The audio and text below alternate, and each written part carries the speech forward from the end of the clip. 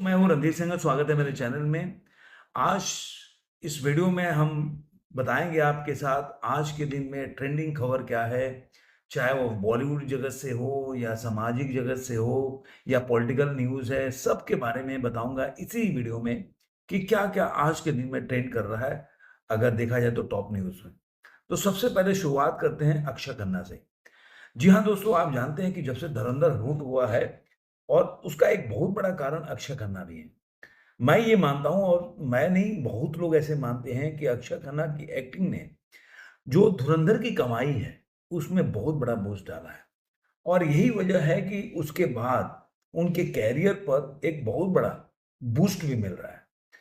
अब जो आपने देखा होगा दृश्यम 2 जो उनकी मूवी आई थी, उसमें उन्होंने रोल किया था। अब जो डायरेक्टर हैं वो दृश्यम 3 के लिए आके मामला फँस गया। क्योंकि जो खबरें आ रही है उसके हिसाब से जो कुमार मंगत हैं तरह-तरह के आरोप लगा रहे हैं उनके ऊपर कि वो कैल कॉल का मैसेज का जवाब नहीं देते। क्योंकि वजह क्या होता है ना कि जब आपका समय ठीक नहीं होता या आप बोल सकते हैं कि जिस हिसाब से लोग आपको लेते हैं और आपको ये मानते हैं कि अरे यार कोई बड़ा स्टार तो है नहीं, उस हिसाब से लेते हैं और फिर आपकी चाहे फीस के मामले में, चाहे रोल के मामले में, सीन्स के मामले में आपको तवज्जो नहीं देते हैं और जब आपका समय सही आ जाता है, तब वो क्या करते हैं, तब वो आपके हिसाब से आप जब अपनी बात रखते हैं और आपके हिसाब से वो आपको काम नहीं देते हैं, वो पहले वाला ही पकड़ के बैठे रहते हैं, तो फिर प्रॉब्लम खड़ा होता है और ये बड़े-बड़े स्टार के साथ होता है, ऐसा नहीं होता है कि अक्षय खन्ना के साथ हो रहा है। पहले वाले जो अगर शाहरुख खान कर रहे हैं तब तो ठीक है, सलमान खान कर रहे हैं तो ठीक है। क्या शाहरुख खान की पिक्चरें फ्लॉप नहीं हुई? शाहरुख खान के स्टार्टिंग में क्या काम मिलता था क्या? अगर दीवाना पिक्चर देखने जाएँगे तो उसमें ऋषि कपूर जो मेन है हीरो थे। डर देखने जाएँगे तो सनी देओल मेन हीरो थे। उस समय शाहरुख खान को उतना कोई नहीं जानता था। लेकिन उसके बाद अगर मान लीजिए कि शाहरुख खान सनी देओल के साथ काम करे तो क्या सनी देओल के साथ वैसे ही रोल उनको मिलेगा? या दीवाना में जैसा रोल मिला वैसे ही मिलेगा? नहीं मिलेगा। तो वहीं पे आके मामला अटक जाता है। अब आ गई मामला कि दृश्यम 3 में जो कुमार मंगत है, जो भी बोल रहे हैं खिसियानी बिल्ली खन्ना खंबा नोचे।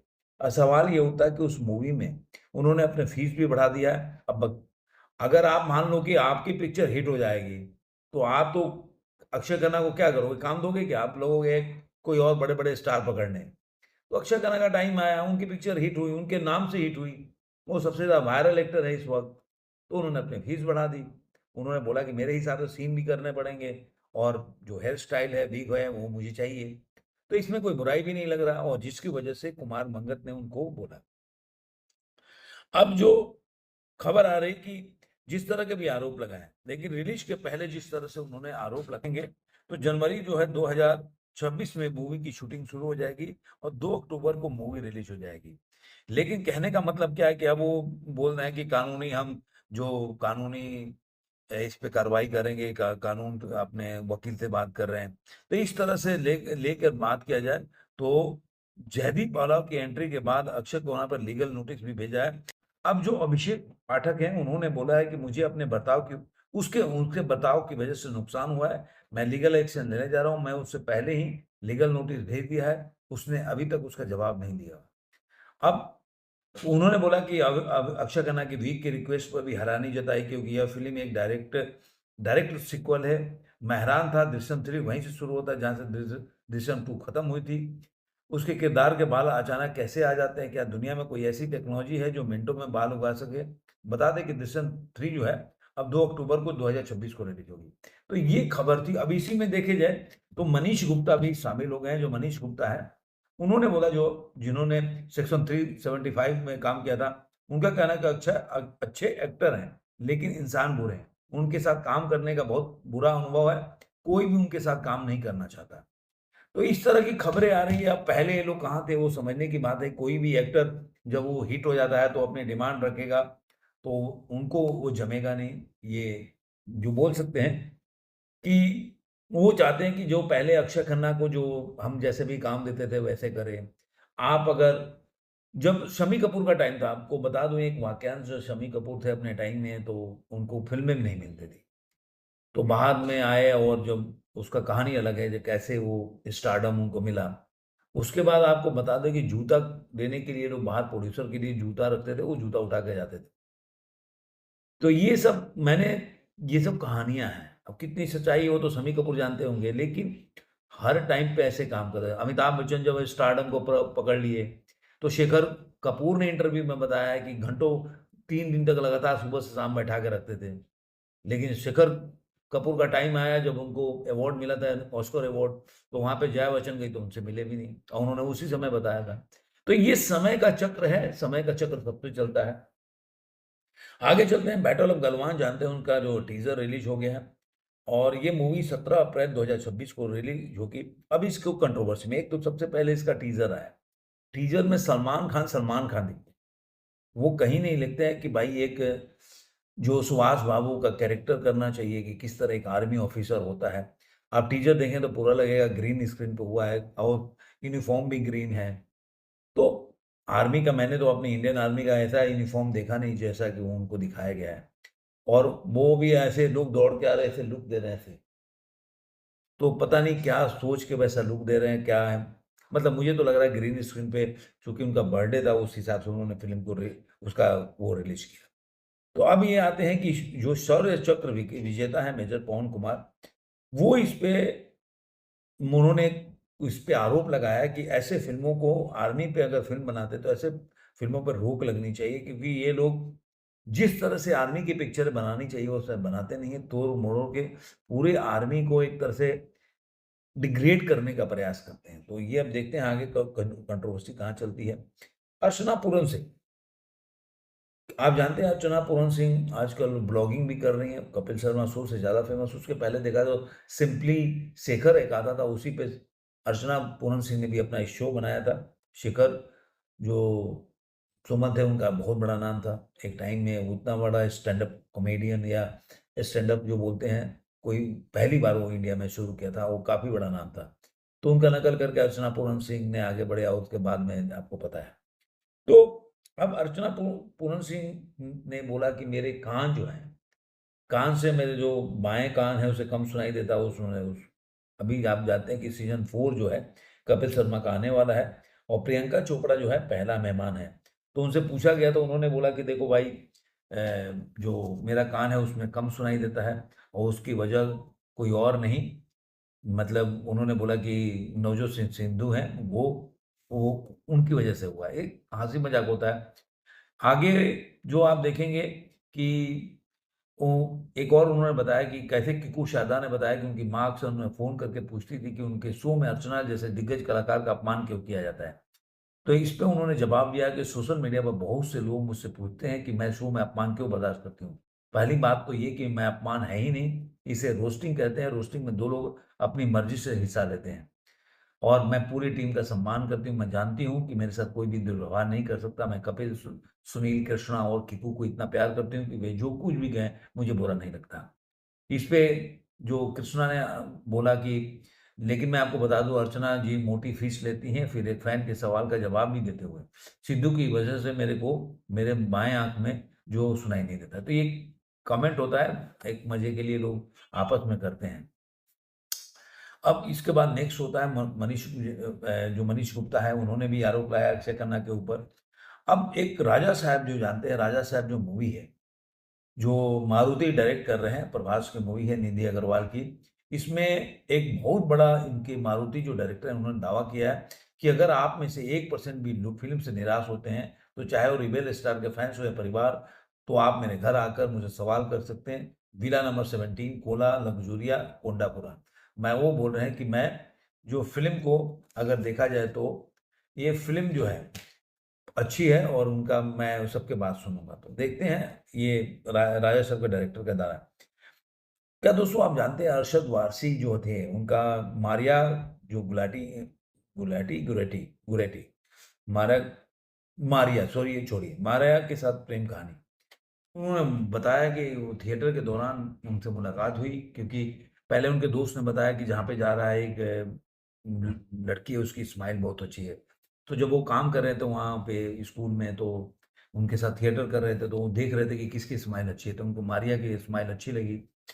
तो फिर धीरे-धीरे दोबारा भी उनके साथ हुआ उनके साथ तो दोस्ती बढ़ती गई। पहले उन्होंने बोला कि नहीं, मेरे को थिएटर में जो मारिया थी, उनको कोई इंटरेस्ट नहीं था। बाद में उन्होंने उसी स्कूल में मेरा एक शो था, तो उसको उनको काम अच्छा लगा, तो उन्होंने मेरा असिस्टेंट का काम शुरू किया और धीरे-धीरे हम क्लोज़ आ गए। उसके बाद हम शादी करना चाहते थे, तो उनके पिताजी के पास गए। तो वो एक कैथोलिक क्रिश्चियन थे और काफ़ी ऑर्थोडॉक्स थे। उनको मनाने में बहुत ही मुश्किल हुआ, क्योंकि वो नहीं चाहते थे कि मैं उस समय कोई ऐसा एक्टर हूँ जिसके पास कोई काम भी नहीं है और उनके साथ शादी करें। लेकिन बाद में हमारी और शादी हुई और काफ़ी अच्छी शादी हुई। इस तरह से उन्होंने बताया। एक और दोस्तों आगे की खबर है कि तमिल जो कन्नड़ की एक्टर हैं, नंदिनी सिंह, वो उन्होंने अपनी जीवन लीला को समाप्त कर दिया।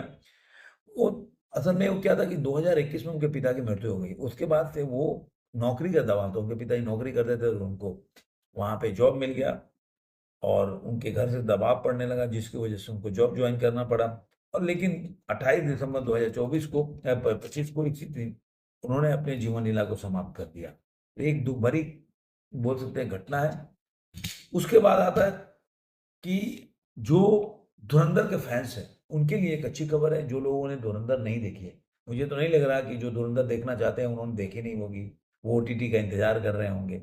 हाँ, वो उनके लिए ज़रूर अच्छी, कभी जो 2 बार, 3 बार देखना चाहते थे और 1 बार देख चुके हैं, तो उनके लिए अच्छी खबर है कि धुरंधर अब 30 जनवरी को ओटीटी पे रिलीज़ होगी और नेटफ्लिक्स पे। अभी ठीक है, कन्फर्मेशन नहीं आया, लेकिन अभी तक का जो खबर है कि 30 जनवरी को 2026 को ये नेटफ्लिक्स पे आ जाएगा।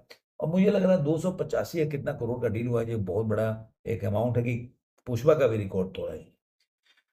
उसके बाद जो अगला खबर है वो है बॉर्डर 2 से। आप जानते हैं कि घर कब आओगे, ये गाना जो बॉर्डर का जो आइकॉनिक सॉन्ग था, संदेशे आते हैं, तो अब वो गाना पे, चूँकि उस गाना को फ़िल्मा नहीं सकते और सेंसर बोर्ड का उसपे इनको बताया गया था कि नहीं, वो टाइटल नहीं हो सकता, तो उसके बाद घर उस गाने में थे, वो संदेशे आते हैं हटा दिया उन्होंने, घर कब आओ उसका नाम रख दिया। ये गाना जो है 2 जनवरी 2026 को रिलीज़ होगी, क्योंकि इसका अभी गाने का जो टीज़र आया 46 सेकंड का, बहुत अच्छा लगा मेरे को। सोनू निगम ने, दलजीत दोसांझ और अरिजीत सिंह ने गाया है। इस गाने को म्यूज़िक दिया मिथुन ने, पहले अन्नू मलिक ने म्यूज़िक दिया था, अब लिरिक्स जावेद अख्तर और मनोज मुंतशिर ने लिरिक्स राइटर हैं। मुझे उम्मीद करता हूँ कि जिस तरह से 46 सेकंड का एक तरह से धमाका हुआ था, वैसे ही धमाका भी ये फ़िल्म में करेगी, या 2 जनवरी को जब ये फुल फ्लेजेड 3 मिनट 14 या कितने सेकंड का गाना आएगा, तो मज़ा आएगा। इसके बाद नेक्स्ट खबर है, ट्विंकल खन्ना का 29वाँ बर्थडे था और वो 52 साल की हो गई। लेकिन ये बर्थडे के टाइम पे उन्होंने एक फ़ोटोग्राफ्स या वीडियो वायरल हुआ, जिसमें वो अक्षय कुमार को लात लात दिखाता है कि पैर से वो मार रही हैं। ये दोनों में हँसी ठिठोली चल रहा है, मज़े में लोग बोल रहे हैं कि अरे यार, दोनों में क्या एक बोलते हैं कि कॉम्बिनेशन है, या दोनों में क्या ट्यूनिंग है, दोनों कितना अपने को अभी भी बच्चों की तरह रहते हैं और बड़ा मस्त रहते हैं। पता नहीं है, जब भी मैंने अभी देखा होगा कि एक टू मच आ रहा था उनका, सीरीज़ आ रहा था ओटीटी पे। मतलब मुझे तो लगता था कि ट्विंकल का ना बहुत बड़ी फर्स्टी हैं, और अब वो किस तरह की फर्स्टी, क्योंकि जितनी बड़ी-बड़ी बातें कर रही थी, उसमें टू मच में, वो कोई स्टार भी नहीं है। चलिए काजोल को तो मानते हैं, काजोल एक स्टार थी, लेकिन ट्विंकल खन्ना तो कोई स्टार नहीं थी, कोई सोलो पिक्चर हिट नहीं दिया उन्होंने। अगर देखा जाए तो एक बाजीगर हिट पिक्चर उनका होगा, वो भी शाहरुख खान के नाम से बोल सकते हैं। बाकी उनकी पिक्चर तो कोई हिट हुई नहीं। बाजीगर ही था ना, बाजीगर। एक शाहरुख खान के साथ पिक्चर है, तो थोड़ा मैं कन्फ्यूज़ हो रहा हूँ। तो अब इसी को अगर कोई बदतमीज़ी को बोले ये बड़ा कूल है, तो मैं उसमें कुछ नहीं कह सकता। ट्विंकल खन्ना मुझे तो लग रहा है एक नंबर की बदतमीज़ है। जितने भी शो में स्टार आए हैं, उनके साथ उनको ऊट-पटांग सवाल और ऊट-पटांग उनका ऐसे ही वो लोगों पे कमेंट करना और अपने को कूल दिखाना, मतलब मेरे समझ के परे की बात है। उसके बाद नेक्स्ट खबर है कि एक बहुत बड़ी खबर है कि आपको पता होगा, जो भी लोग याद रखते हो 90s के दौर की बात होगी, जब अमिताभ बच्चन का एक बहुत ही बुरा टाइम आया था, जब उनको एबीसीएल कंपनी था जो उन्होंने बनाया था, और उस समय वो घाटे में चली गई थी। तो उस समय 90 करोड़ का उन पे लोन हो गया था, कर्ज हो गया था। तो अब उसपे जो रूमी जाफरी हैं, सचिन पिलवंकर, उन्होंने इस पे बहुत बड़ा प्रकाश डाला। उन्होंने बोला कि जब उनकी कंपनी एकदम 90 करोड़ का घाटा हो गया था, तो उनको धीरू भाई अंबानी ने ऑफ़र दिया बेल आउट करने के लिए, लेकिन अमिताभ बच्चन ने उसको मना कर दिया। और खुद अमिताभ बच्चन ने जब रिलायंस की 40वीं एनिवर्सरी थी तो इस बात का खुलासा किया और धीरू भाई ने इस बात को एप्रिशिएट किया कि बंदे ने मेहनत करके कैसे, देखा जाए तो कैसे उसने अपने कर्ज से बाहर निकला। तो ये अमिताभ बच्चन की एक अपनी है, थोड़ा-सा मैं उनसे इसलिए थोड़ा-सा एग्री नहीं करता कि जिस तरह से वो जया बच्चन बोलती हैं तो थोड़ा उनको समझाना चाहिए, वो अलग बात है। अब सलमान खान का आपको बताएँ कि टीज़र वो आउट हुआ और 27 दिसंबर को आउट हुआ था उनका बर्थडे के दिन। एक 1 मिनट 12 सेकंड का टीज़र था। पूरा ग्रीन स्क्रीन पे टीज़र था, तो वो तो आपको बताया ही। इसके बाद अब पॉलिटिकल खबर से ये है कि रेहान जो है, रेहान बाड्रा जो कि प्रियंका गांधी वाड्रा की जो बच्चे हैं, उनका अब शादी हो रहा है, उनका एंगेजमेंट हो गया है। उनकी 7 साल से 24 साल उम्र है, तो समझ के परे की बात है। वो 7 साल से डेटिंग कर रहे थे, तो 24 साल से 17 साल से वो डेटिंग कर रहे हैं, 17 साल की उम्र से। क्या बच्चे का पढ़ाई का ट्यूमर होता है वो, उस समय से आप सोचिए। और उसमें लोग बोल रहे हैं, अरे यार ये किया उन्होंने, यहाँ से ये पढ़ाई किया तो वहाँ से ये किया, इस तरह की आ रहा है। अब 24 साल में से 7 साल घटा दीजिए तो कितना हो जाएगा? 17 साल का बच्चा होगा, वो अवीवा बेग के साथ वो अब वो शादी के बंधन में बंधने जा रहे हैं। वो प्रोफेशनल फोटोग्राफर के और एटेलियर कंपनी 11 है, उसके को-फाउंडर हैं। कई प्रदर्शनियों में उन्होंने हिस्सा लिया है और बड़े-बड़े प्रदर्शनियों में उन्होंने जीता भी है। रेहान वाड्रा भी जो हैं विजुअल आर्टिस्ट और डार्क रिसेप्शन करके परसेप्शन, उन्होंने एक सोलो जो प्रदर्शनी किया था, ये बात है। अब ये शादी तो हो रही है लेकिन उनके फैमिली के बारे में किसी को जानकारी नहीं है कि जो अवीवा बेग हैं, उनकी फैमिली, उनके माता-पिता का यही बात है कि वो उनके क्लोज़ फ्रेंड है के बेटे हैं, उनको काफ़ी पहले से जानते हैं, इस तरह की खबरें आ रही हैं। इसके बाद जो नेक्स्ट खबर है वो है सनी पाजी ने, जैसा कि आपको पता है, 21 फ़िल्म का स्क्रीनिंग जो है यही मुंबई में किया, जिसमें बड़े-बड़े स्टार आए। सबसे बड़ा एक एक तो सनी पाजी इमोशनल हुए वो तो अलग बात है, लेकिन सबसे बड़ा जो बात हुआ ना, बॉबी देओल के शर्ट देखिए, वो वही शर्ट पहने जब भी जो 2-3 बार उन्होंने शर्ट पहन के, जो धर्म पाजी ने जो शर्ट पहना था, तो धर्म पाजी के 3 बार उनको देखा गया, धर्म पाजी के 3 शर्ट्स। जैसे मान लीजिए कि मैं नहीं रहूँगा, मेरा बच्चा जो है मेरी शर्ट पहन रहा है, तो वो 3 शर्ट जो है वो पहन के उन्होंने फंक्शन में गए। ये इमोशनल अटैचमेंट दिखाता है देओल्स का, जिसका मैं बहुत इज़्ज़त करता हूँ, पहले भी करता था, आज भी करता हूँ। तो ये सब खबरें हैं, आपको ये खबर, ये वीडियो कैसा लगा ज़रूर कमेंट में बताइए, फिर मिलेंगे किसी और वीडियो में, आज के लिए इतना ही।